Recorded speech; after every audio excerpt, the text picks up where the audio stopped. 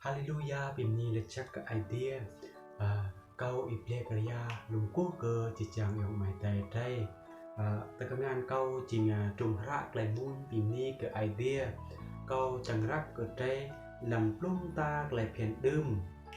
làm plum ta lại phiền đơm này làm trùng rác lại idea blue chỉ nhiều chi mất làm plum ta lại phiền đơm này biết ta câu chẳng rác cái đây làm trùng rác lại muôn bìm ni cái idea cái ta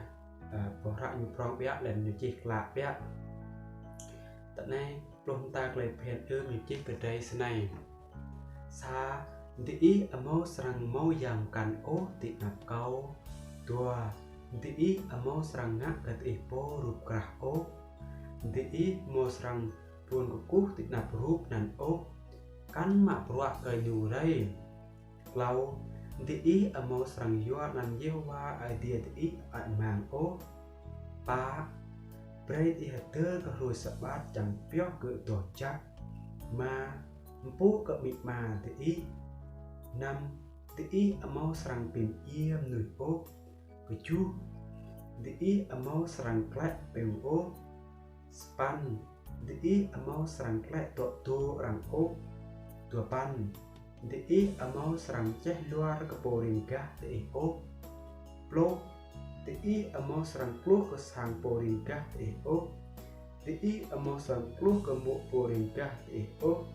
kan pluh ke timpul kai ne nurai emo nyu aseh clear nyu amodah nâng căn trình độ cỡ đây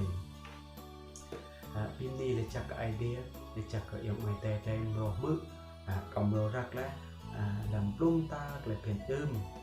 cơ giống mày tây plum ta lại phiền được này chìm dùng snack ở chiếc trang đây